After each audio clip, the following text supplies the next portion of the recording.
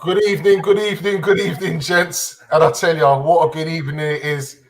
I don't know how much more of this my ticket can take, but woo, I'm telling you, I think that's things like that make it such a tremendous sport. That's what it is. It's things like that, moments like that. I must. Good evening, the cop artist. How you doing, sir? Buzzing. Good evening, Stoney. How you doing, sir? Good evening. I'm fine, thank you. I think it's important that I would like to mention that up until the 94th minute of that game, I had already planned to come on this show with a completely different outlook. Emotion removed. I felt flat, but you're right. In the blink of an eye, football is just so unpredictable. So yeah. Beautiful game. Stoney, me and you both, man. I'm telling you, I think they might have needed that beat button today. Because the way I felt coming on here, I'm telling you, there have been a few expletives going on. I'll tell you that much. Serious. Flipping it. They put you through it. Why did they do this to us, man? Hey? I don't know. My heart can't take it, man. Seriously. I don't know. I think the thing was, before the game, we had mentioned the different results. But I think if we looked at West Brom's results under Sam, even if they hadn't got the results in all of the games that they probably would have, like, bar the Chelsea game, you'd have seen that even though they were actually relegated, the players were actually still quite professional in terms of the way that they set up and the will to win and stuff like that. So that's obviously a credit to Sam and all of the players from West Brom. Knew it was going to be a hard game, knew it was going to be a tight game. Didn't predict that result. I think my prediction was 3-1. West Brom came to win. So yeah, really good game.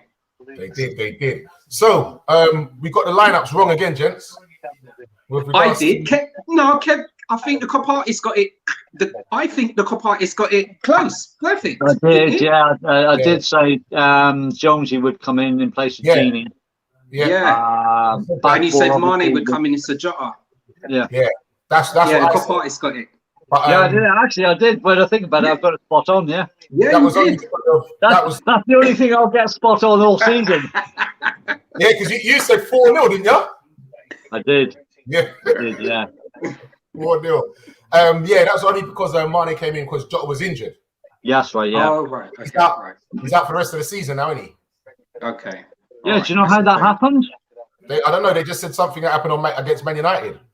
Oh, right. Okay. Hopefully it's not too serious. Yeah, he looked all right to me. And I mean, you look at it. The rest of the season is only a week.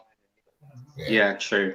So that's true. A couple of weeks, you'll probably be back to. It's probably just a toe problem or something non-important.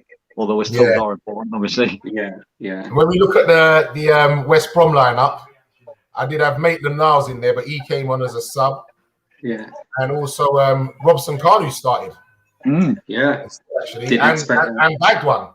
Yeah. I don't think any of us got Robson Kanu in, did we? No, I didn't. I definitely didn't. He hasn't played for a while. No. To be honest, so that was a big surprise. Yeah. For the ball.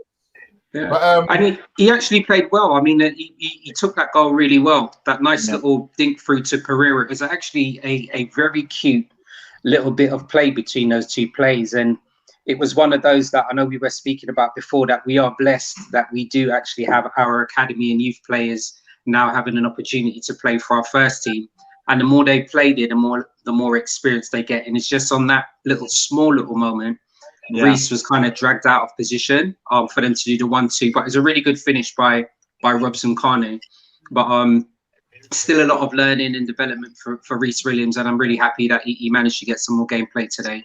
That's actually what I was just going to touch on, actually, because during that game, after he scored that goal, my WhatsApp groups was going nuts, and everyone was saying, Reece is not good enough. He's not good enough for Liverpool. He's not good enough. Yeah, and I had to get in there and defend the youngster and say, look, you know what, Southampton, Man United, you lot weren't saying that. You lot weren't having that same talk. But all of a sudden, he's made one mistake. The boy's a youngster, number one. Number two is we want Fabinho in his correct position. So in that instance, with the injuries we've got, we need to play Reece there then. And he hasn't done that in the last 2 games, so there's no reason why he shouldn't have played, to be fair.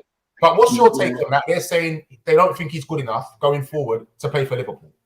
Well, guess what? Look, I think if we're going to be honest, all right, when people are making comparisons, if you're comparing him to Van Dijk or Gomez, the answer is he's not on their level, all right? However, one thing that our club has always shown, and it makes me feel proud, we give our youth team players an opportunity to actually develop, and that's the whole purpose of actually having young players and them actually being coached. So I think it's a credit to Reece. I think it's a credit to our coaching staff as well and our squad that you've got a young person who's been asked to actually come in and fill an absolutely massive gap in what we've been missing from this season. And he's played with pride and he's played with confidence. You know, I think other teams always speak about whether they bring youth players through or the amount of players that are actually purchased to come in clubs. The fact that we're developing a player and coming through, as you said, it makes me feel proud. It's not always about spending money. You've got youth, you've got young players there, nurture them. So I feel proud for Reece. Yeah, I couldn't have said it better myself. You know, he's come in a very, very tight situation where we need the wins. Yeah, we know how important it is. They all know how important it is, and to come in and do a job like he did at United, on the United game, and to come in and do that job today, making sort of one error in basically 2 games. Exactly. For a guy in such 2 pressurized games to play that well with the lack of experience and the lack of knowledge. Because obviously the knowledge comes, in the game. He's done absolutely tremendous. Yeah. And you've got to sort of ask. You hear these fans going on about things like that, but you've got to ask these fans from other clubs: would you have done that? Would your manager have put a youth team player in a position like that and be confident that he could do a job? Yeah, so true. No, they wouldn't have. They would have gone with somebody that hasn't played for sort of 6 months. So for me, I think great respect to Reece Williams for doing a job there, and obviously Klopp trusts him. Yeah. Otherwise, I know we're very limited to what we've got to play there, but yes, he could have put Fabinho in the back. He does have that option. These kind of games is what's going to make that young man. These kind of games. Yeah, and definitely. Even though you're going to make mistakes, but you're going to learn. That's what you're going to learn from. Yeah. And you know what? He's going to be so upset about that mistake, but he's going to say to himself, you know what? He knows better for next time, what to do next time. And it's all a learning curve. Also, another thing I would like to point out for me as well is then you've got an experienced player like Davies who you're not putting in, and you're choosing this youngster over him. That tells you something else as well for me. And I think Reece will take that in his stride and be saying, you know what? That shows me that, if I keep performing, then there might be a fighting chance that, I could get regular game time here. All right, obviously not in front of Virgil and that, but like Carabao Cup and whatever. You know what? Get some game time here, man. And maybe against the lesser sides, he might be saying, yeah, you know what? I can rest Virgil because we've got a Champions League game or whatever game coming up. So we can play Reece because I can trust him now because I can see what he can. So he obviously sees a lot of potential in this guy. Klopp sees a lot of potential, and obviously he must be performing in training. Yeah. Otherwise, he wouldn't put him in. There's no way he would put him in if he's underperforming in training. So there are things there that is impressing Klopp a lot, and I can see we all can see it. We all can see his potential.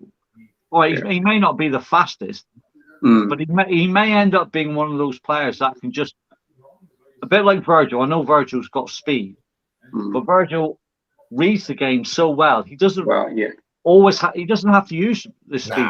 He hardly ever gets out of second or third gear. Exactly. So well. Because he's always in the right position. And I think if Reece Williams can harness some of that knowledge of knowing where to be at the right time, he doesn't have to rely too much on speed. That's right. That's right. So, gentlemen, 20 shots, 4 on target, 75% possession.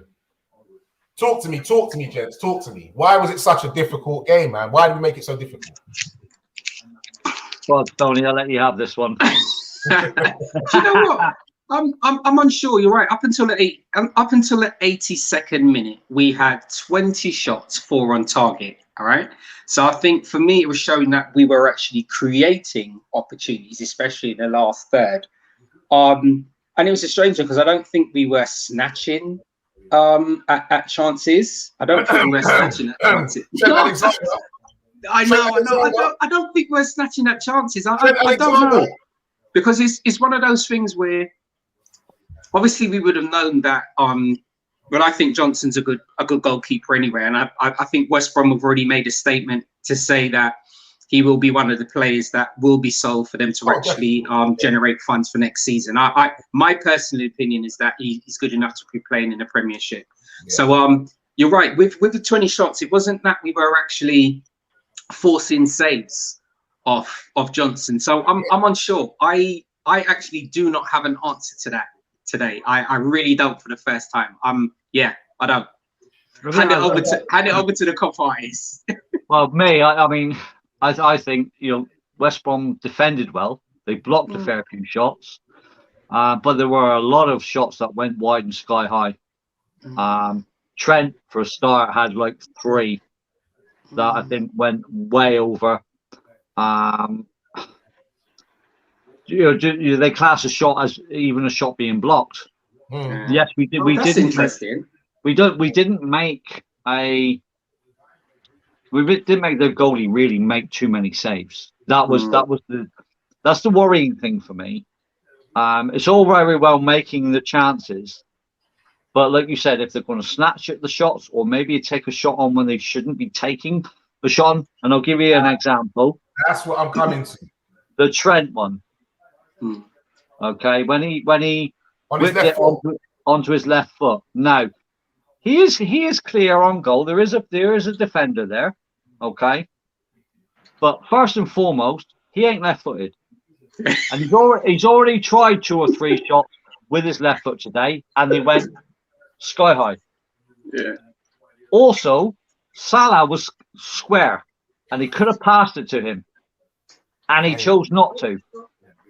And I was doing a live feed on one of my social medias with a lot of Liverpool fans there, and they said, "Oh, he should have shot. He had the right to shoot." And I'm going, he's not a striker, and he's on his weaker foot, and he's got Salah next to him. Why wouldn't you pass in that situation? Square that ball. There's no ifs or buts or maybes, man. Yes. Square that ball. As far as I'm concerned, there's no ifs or buts for me. No. And that was my problem with us today. 20 shots, that kind of detracts from how the game went. If you squared, I'd say 5 of them. Yeah. You're giving us a much better chance of scoring a goal. Yeah. And that's the problem that we have. That's the problem we have. One-track minded, man. And even like Fabinho, then he takes on a shot today when he could have squared it. When against Man United, he decides to square it when he could have shot. It's just like, come on, man, come on. Really? Yeah. You know what we're fighting for right now. Let's be sure, lads. Let's be precise, man. I don't care who gets the goals, just as long as we win. Just get the goals, man. Just get the goals. Hasn't that been the majority of our downfall this season? Yes. Poor decision making in the final third of what to do with that ball. 100%. 100%. Cost us big time. Gents, okay, we move on. Did we get lucky with that goal, the offside goal? Well, look, I tell you what, it was one of those today where when that goal went in, I'm telling you, I looked at it, I looked at it some more, and West Brom were very, very, very unlucky. I personally think that was a goal. And that's the honest truth. When it went in, I said, goodness gracious, they've done it to us again. And even when they were saying what the gameplay was, I think what they were saying, were they saying that Alisson's view was impeded? That's right. Crumbs, man. That is soft. I felt sorry for West Brom in that one. I'm happy it didn't go in, but I thought, wow, we got away with murder on that one. Yep. But isn't that part and parcel of the rule? If a player is in an offside position, regardless of whether it's the player that's actually had the final touch, I'm not talking about that. If a player is in an offside position and is in the goalie's field of vision, it doesn't count. But you know, the strange thing was I think even when I had an opportunity to look back, you know, sometimes you may have the opposition players probably jockeying the eyesight in front of the goalie, or sometimes we might be putting their arms up. Was it Robson Kanu that was there? Because it was Barkley who had the header in, wasn't it? Well, whatever player it was from West Brom, he was actually stationary. So it's not even like he was moving or trying to make himself tall or wide. He remained stationary. So even when they said that he was blocking the view of Alisson, I just kept thinking to myself, wow, that is a very harsh decision. Yeah. Very harsh. And I mean, even with that, was it the ref that called it, or was it the linesman? Because if it was the linesman, I don't even know how the linesman would have had that viewpoint then. Really, the linesman flagged it. Is it? It was the linesman. Yeah, linesman we got away with that one. I'll tell you that. Did the linesman flag because he thought it was offside? Originally? That's what I thought. That's what I originally thought. I have no idea why he flagged, but he could never have flagged because he thought it was offside. Because you've seen where he's run from, he was never offside in the month of Sunday. He could only have flagged for that player being in front of Alisson. To be fair, only off. And I personally thought it was a soft decision. I'd be fuming if that was given against us. Absolutely fuming. But hey, do you know what? You have to take the rough with the smooth, man. You have to take the rough with the smooth. We get them given against us, and this time we got it for us. So I'll have to take that this time. But definitely a soft decision for me. Okay, gentlemen, what did you say about our danger men for West Brom? I'm sure we mentioned Pereira, and he got an assist. Yeah, he got an assist today. Yeah, I think that was the only one we really had for them, wasn't it? It was. Yeah, I think it was. Yeah, Pereira. I think was the main person. I think we actually mentioned. Then they didn't have nobody else. Yeah, how do you think he looked today? I think the same thing. I think, and it was confirmation. I think yesterday I queried whether they had actually purchased him. He is actually on loan. He actually plays for a team in the second league of Germany, so Bundesliga 2. Yeah, a team beginning with N, but he's actually on loan. So that will be interesting to see. I can't see him remaining at West Brom. I can see him even if it's not a Premiership team. I can see him getting snapped up at a team that's probably higher than the current league of his parent club. Yeah. So he played cute. Pereira today in certain positions. I think what we were able to do was limit the amount of set pieces. Limit the amount of set pieces that West Brom will be able to take in and around our area. I think that was my main concern as well. Just keep this guy away. He's got no fear. And I think there's been previous games. If anybody has an opportunity, any of our listeners to go back to watch as well, Pereira is really good at picking up the ball from the halfway line and driving at opposition players. And we did not give him the opportunity to do that today. So that's what I was quite pleased at. But yeah, still a very good player. But I was glad that we were able to keep him quiet. Yeah. How do you think he played? Yeah. You know, he is a talent. I'm not sure the team that he plays for. Is it Nuremberg? That's correct. Yeah. Nuremberg. He was one of my danger men. I think he scored or created sort of 10 goals or something. 10 and 5. 10 and 5. So you know, he above everybody else, he was their sort of key man for goals and chances. And you know, we sort of kept him quiet. He had the odd sort of good spell in the game. Is that down to our back four who did a job on him? Not so sure whether he was just maybe a little bit out of sorts today. Yeah. But he didn't play bad. He didn't play bad, certainly. Yeah. I'm just glad that he didn't put one in the back of the net today. Yeah. True. Today, I noticed a couple of times it happened as well, which I think would be a worry going forward with Reece and Nat Phillips, was them being a bit too square. Not one sitting behind the other sweeping up. And that's how I noticed that West Brom were able to get in a few times behind us like that. All over the top. No one coming round to cover up behind. Could have caused us a few problems. They did cause a few problems with that, but to be fair, it's just lucky that they wasn't a quality up top for them to finish them chances off or do better with them chances, to be fair. I think Trent got back one to snuff out one as well.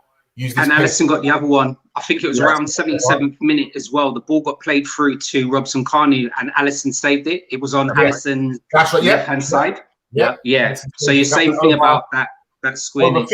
Over Phillips' head, that one. Yeah. And so there was one where Phillips went for the ball and it bounced over his head. And like Reece is nowhere to be seen to clean up for him. They're both in a line together, standing there. Players on once again. Just didn't make good use of it, to be fair. So another thing I think we have to work on. You know what I mean? And he did mention about being drawn. They were also drawn to the ball, pulling themselves out of position. And I noticed that a few times. So that's something that they need to look at as well and work on, that they don't get pulled out when they should have actually just held off a little bit. Definitely. So for Liverpool, our danger men. Who do we say? We said Salah. And Thiago. Yeah. So, were we spot on, lads? We were spot on with Thiago. Yeah, and spot on with Salah scoring a goal. Yeah, we did say that Salah. We did say that Salah was going to go to try and make sure that he picked Harry Kane for the Golden Boot. So we did mention that Salah was going to go for goal. So Salah there, strike. Yeah, lovely. And you know what? I think it was one of those games today that I just think Thiago had a wonderful game today. Even he's tracking back. There was periods of time where he was just tracking back as well. He did so much balls, which was between him and Fabinho. They played a lot of 1-2 balls as well, but he was probing in the right places, probing in the right areas and spaces today. A lot of 1-2 balls as well. They weren't always going forward. They were going back to our defenders. So I think once again, Thiago had a really, really, really good game. I like him a lot. I thought so today as well. I thought he had a really good game overall today. Picked out some quality passes for me as well. He always looks like he's got loads of time on the ball. Exactly. That's a sign of a good player as well. Looks like he's got loads of time on the ball. He plays with his head up, always looking for an option. Good player, man, definitely. So I can't wait to actually see him next season with some other players alongside him, man. Seriously, I think he'll be very, very dangerous, man. Very, very dangerous. Let's just get into some of these comments pretty quick. Now, I'm going to say big shouts goes out to Reece, our faithful. How you doing, young man?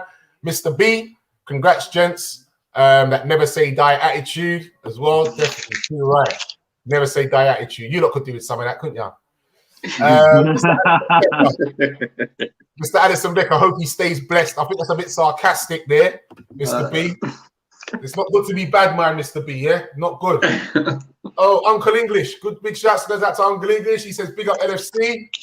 Do the five. Okay.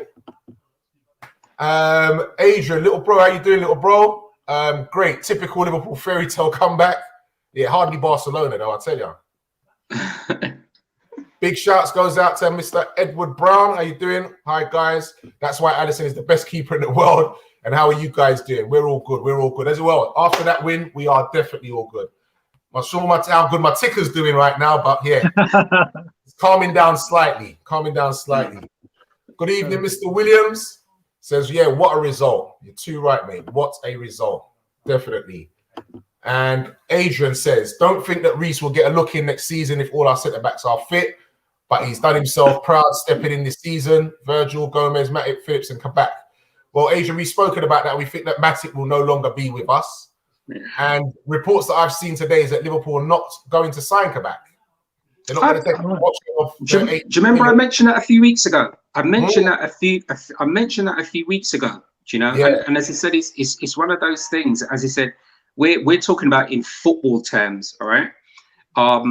I think, was it 1.8 that we were paying for the loan? I think it was. So in football terms, that's actually not a lot of money. So even if Liverpool had looked on that as a short-term loan, as an example, then all right, they still would have made a saving of that as well. So I think even if we do not sign him, I believe that he's probably put himself in the shop window because it's Schalke he's from, isn't it? Schalke, yeah. So I believe that he'll probably put himself in the shop window. Look, Liverpool's not the only club in the world, best club in the world, but it's not the only club in the world. So I'm sure he would have put himself in the shop window. Schalke will need to sell because I think they need investments, they need more finance there. So put yourself in the shop window, and it's one of those things. He's come to a big club, he's got some experience, and if he's not good enough, then there's nothing bad on him. It's just one of those. It just means that we've saved ourselves more money again. So I'm pleased with that. Cop artist, would you like to see us sign him? I would have liked to have seen us sign him. Yeah. You've seen enough of him to say, yeah. I mean, when he first came, he was looking a bit dodgy. He looked a bit out of position, a bit out of his depth. But as the weeks have gone on and the more games that he's played, he's grown in confidence. He's grown in understanding with Phillips. He's understood where he needs to be at the right time. And we've seen him in games where he's always got a block in, or he's always been in the right position.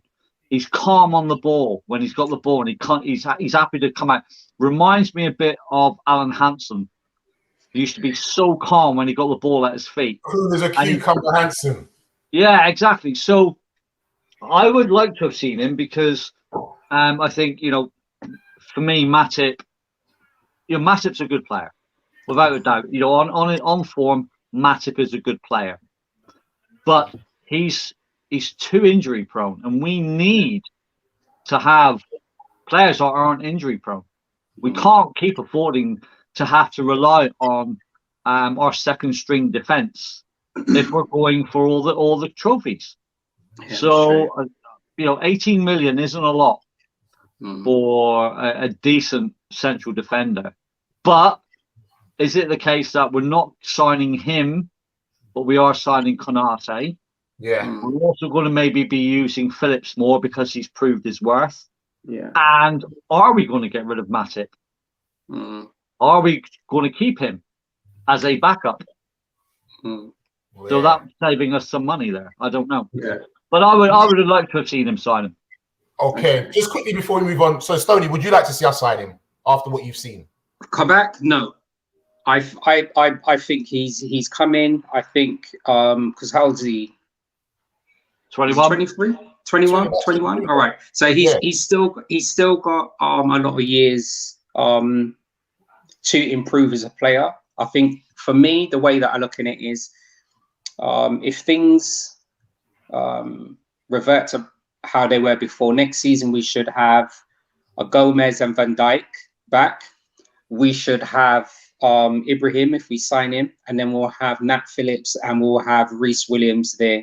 I'm not saying that we shouldn't be out looking for other defenders, but Kabak's come and he hasn't done enough for me to think or warrant for us to actually spend that money to actually keep him. As you said, in football terms, even if we were to buy him, I think was it 30 mil? 18. Was it 18 mil? 18 million. Is it? Okay, all right. So for me, that's not big money. It's not big money, and as you said, it's there. It's one of those things where, as you said, in football terms, it's not a lot of money, so we can still keep him there, and he obviously still trains with the first team, or plays with our under 23s and plays here and there. But for the future, no. If we didn't sign him, I wouldn't be upset. Okay, for me, jury's still out on that whether we should sign him or not. The only thing that's swaying me is that there's the fee. That it's not a massive fee. And I do believe that he is that young still, that he can improve and he will improve. I think I've seen enough that he will improve already, but there is better out there for me. Yeah. Obviously, it's going to cost more money. This is what we have to think of. Like, what is our pot going to be? True. And this is what we have to think of how he's going to use that pot. So the levels that we want to be at, can Kabak help us to be there? And I personally feel playing alongside a Van Dijk, yes, he could do. I don't think so. Him and Phillips just alone doing it, maybe not. But playing alongside someone like Van Dijk, then yes, maybe so. And I think for 80 million in these days prices, I don't think that's a lot of money, man, to be honest. But for me, I'm still 50-50 with that. Still 50-50. Mr. Edward Brown says, do we think we can get third? Mr. Brown, did you not see what just happened? Did you not just watch that game? We're struggling just to get about fourth, much less third. Jesus Christ. I think the thing is, even when you're thinking about third, I think that the way that I'm looking is like this. Finishing third and finishing fourth opens up the exact same opportunity for the Champions League as next season. Look, at the moment we're crawling. We're not trying to race, all right? We're crawling to try to get to fourth. Praise be, if we get there, then I will be happy. Cop artists. Look, mathematically, I know Edward, and I have spoke to Edward about this. He did ask me personally, if I think we can get third. And I think he was thinking more along the lines of mathematically, can we get third? And yes, mathematically, we could get third. All you would need for that is for Leicester to draw against Chelsea and to lose against Spurs. And then we win our 2 games and we leapfrog everybody. Mathematically, we could do that. Yeah, I'd be happy with fourth. Yes, I mean if we can get third, I think fourth, considering the season we've had, would be an exceptional end of the season. But to get third, I mean, just give Klopp the keys to the city. I think if we get third, I might have to organise a parade, lads. Seriously. I'm telling you, seriously. But what happened in the cup final? Well done, Leicester, by the way. Yeah. Do you see like Chelsea coming back for revenge now in this game? Well, I don't know whether it's going to be revenge. I think it's one of those where since Tuchel's been in, you can clearly see that defensively they've improved as a team. And their results and their consistency is improved. I think it will be interesting to see how Chelsea bounce back and respond in the final to Man City. I think that's going to be quite interesting. But I don't think it's going to have any impact moving forward for Chelsea's last few games. I think they're going to play in the same manner. And their probably biggest hurdle is about what players to actually play at any given game. This squad's so big. So I think Chelsea are going to be fine. Okay, so you reckon that they're going to beat Leicester in the league? Yeah. Okay, cop artist. I'm going for a draw with that game. I think Leicester hasn't got anything to prove, but they won't want to lose that game because they are still technically fighting for Champions League. Yeah. So they will go out there to at least get a draw, at least. Chelsea, for me, over the last couple of games, have not played well. They didn't play well against Arsenal. They didn't play well against Leicester yesterday. Their front line can't seem to hit a barn door from the inside. It's Timo Werner is just like, he should be playing rugby, as far as I'm concerned, because his shooting is awful. So I'm going to go for like a 1-1 draw in that game, I think. Okay. Because it's too vital for either team to lose. So they both will want to get something out of it, and 1-1 will not help either of them really. Certainly would help Leicester more. Yeah. But Chelsea have a easier on paper running than Leicester. Yeah. My fear is that Tuchel's going to be well upset about losing that cup final. He's going to want to go out and just right that wrong, do you know what I mean, and turn them over. And I believe that Leicester also might be on that little bit of a honeymoon, still celebrating, winning the FA Cup. So I don't really think they're going to perform that well, to be honest. I can see Chelsea winning that, which to me doesn't really matter because we can still catch Leicester. That's the main thing. That's my focus. That is like my focus is catching Leicester and getting that 4th place. That is definitely my focus. Yeah. So gentlemen. So man of the match. This is there is only one man. There's only one person. It's only one person. Before we obviously speak about the man of the match, it was good to see Bobby being the captain today as well. I thought that was actually nice. Lovely seeing Bobby being the captain today. But yeah, I hand it over to Cop Artist to speak about the man of the match. Oh, thanks. Right, okay. On balance of play, you've got to give it to Thiago. Just controlled the whole game. Okay. For the actual result, you've got to give it to Alisson. You've got to give it to Alisson. Yeah. Yeah. Okay. I mean, I love Thiago. I love Alisson. Well, I love all our players, but yeah, to have the nerve. Thiago and Alisson. Good man. Thiago and Alisson. To come up for that header, or to come up for that corner, and get that head on, and it was, and like we said before we were on camera, it wasn't just a smack on the head and it went in. It was directed. It was a superb header. Get in there. Yeah. Get in there. Take your pick out of those two for two different reasons. Yeah. Slowly. Yeah. I thoroughly agree with what the Cop Artist has said. I think before the goal was scored by Alisson, I mean he had a really good game today. Anyway.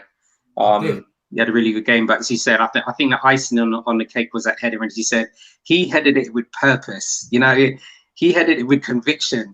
The way that he flicked it, neck muscles, everything, and the celebration afterwards. You know, the emotion. There was so much emotion. Obviously, you know, he mentioned about the passing away of his father, but the importance of the game, the significance of it. It was just a complete coming together of everybody wishing him, you know, love and everything as well. But yeah, that bit. And also he changed my emotion. I don't know him personally, but he also helped to change my emotion coming onto the show. So for that, that's good. So and you know, as you said, Thiago and Alisson. And I'll be the first to say, when we first signed Thiago, I'm usually one of these players, and I'll do it with all of them. I'm not, you know, throwing the candles out and doing cartwheels. I like giving them a little time to settle in. But Thiago, in my opinion, Thiago's actually shown the level of experience and quality he actually possesses. So I feel blessed that we've actually got him. But to conclude, my man of the match is Alisson Becker. Okay. Well, I definitely agree with both of you there. I definitely say Thiago, the way he was pulling the strings, keeping things together, even tackles that he was making as well and all that. Not just going forward, he did both, you know what I mean, for me. So yeah, definitely 100%.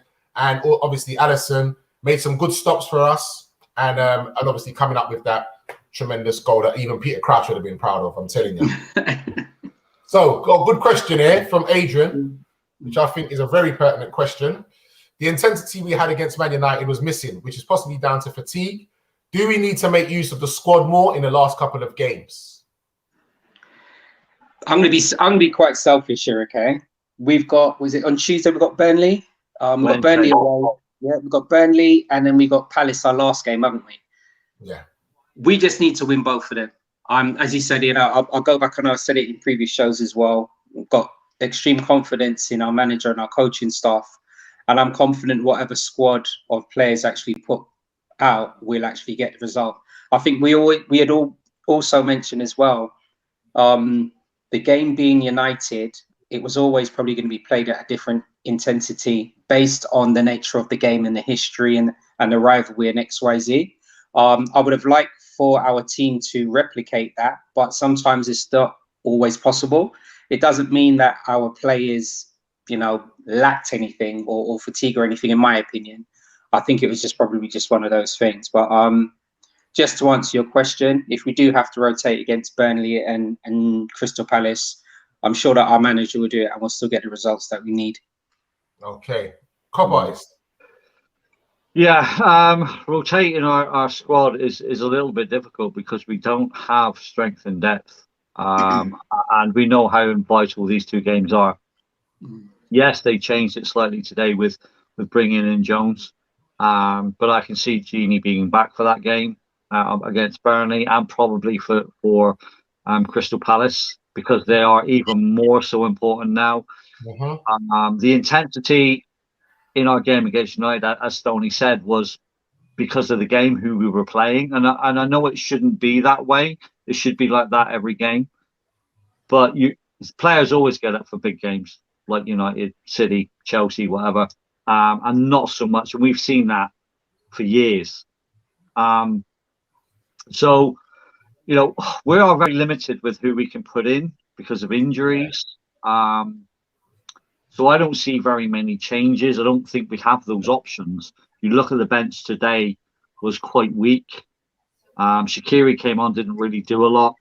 Gini came on and made a difference, I think. Yeah. But we're playing against teams now, or we're coming up against teams now who are defending, who will be defending. Burnley are known for defending in numbers. So again, it's a bit like West Brom. Burnley's got nothing to play for. They're safe. Will they defend? Will they change their tack because they've got nothing to lose? Who knows? The way that Sean Dyche plays his teams never really changes that much. So I don't think squad rotation would make a massive difference. And to be quite honest, same with Stoney, I trust Klopp to pick the right team for the right match. And if that means keeping the same 11 or maybe one change, then so be it. Yeah, I think we can really only afford to make one or two changes, to be totally honest. Where we're at right now, especially with Jota getting injured as well, that makes it even less so for us right now to be making changes, to be fair. One thing I did want to touch on as well was Jones today. Non-existent for me today. I actually forgot he was playing. Yeah, it was like the game was passing him by today. And when I saw Shaqiri walking up and warming up, my first shout was, it's got to be Curtis Jones who's coming off. Yeah. And even when I looked in my groups, I think there's about 15 comments for it's got to be Curtis Jones. Everybody's saying the same thing. Yeah. What do you guys make of it? I got angry with him a few times because he's one of he does frustrate me a hell of a lot, because he's one of these players that I don't know if he's got it in his head. He thinks he's better than he is. And I shouted at the TV like we always do. I said, "You're not Pele." Yeah. Because he holds that ball and tries to twist and turn and doesn't really do a lot with it. Yeah. And that is frustrating, because when we're playing against a defending team like West Brom or Burnley or whoever, and you need to play that ball quickly to spread the play, to move their back line, he doesn't do it because he's holding on to the ball. So it's very frustrating for me with him. Yeah, Stoney? Do you know, I'm going to be honest, I actually thought he was playing. And that is the honest truth. He had a very, very, very quiet game today. Yeah. I know that if any of the media probably asked Klopp about that, Klopp probably won't be forthright in responding to that. But I'm not sure. Maybe that may be why he hasn't been picked in the last few games. Maybe his rhythm's dipped. Maybe there's something with his form. They'll only know that behind the scenes. But it's just one of those things today. He just didn't make a good account for himself, and hopefully he'll have an opportunity to look back at the footage. And if he's chosen against Burnley or Crystal Palace, hopefully he'll just make a better account of himself. Yeah. But he's still young. He's definitely still young. So hopefully, he'll bounce back from that. I think especially with the Burnley game, I probably think like to see him probably come off the bench and see him have more of an impact coming off the bench and trying to prove something rather than starting role. So game coming up, Burnley. My fear with Burnley is obviously, as I think everybody would be, set pieces, man. Well, but I mean, there'll be a combination of two things, and they're going to want to bounce back from what Leeds just did to them as well. Ooh. Yeah, Leeds gave them a spanking. Yeah. Leeds gave them a spanking, and you know for a fact, Sean Dyche is going to say to his players, "Listen, this is not happening again." And Liverpool are actually coming up to us, so I don't think that's going to be happening. So it just makes this midweek game even harder. Yeah. So, Too right. So, ladies and gents, don't forget, it's all about FTV Sports Liverpool edition. Do like, share, and subscribe. So, gentlemen, before we go quickly, we're going to do Ref Watch.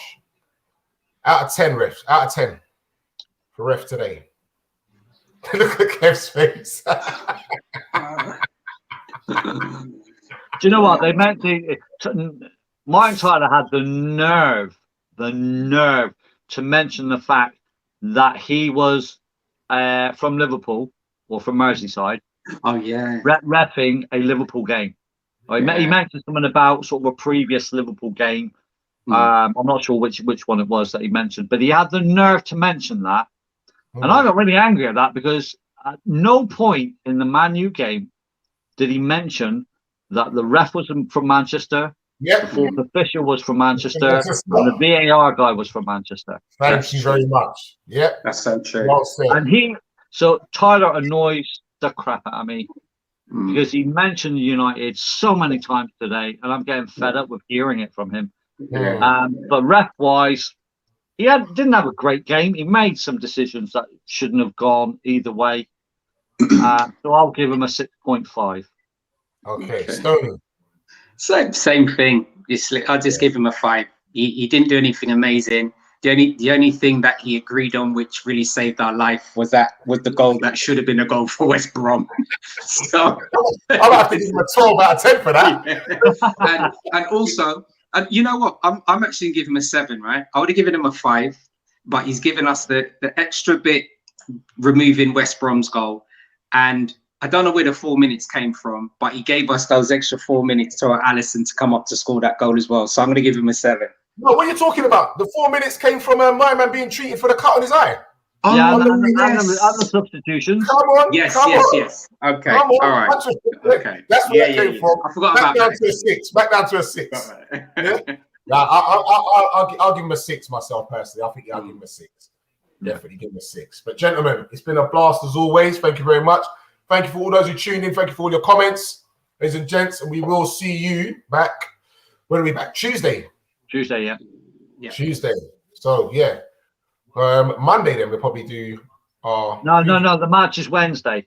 Oh, yeah. So Tuesday then, yeah. Okay. Tuesday then, yeah. So we'll probably see you lot on Tuesday.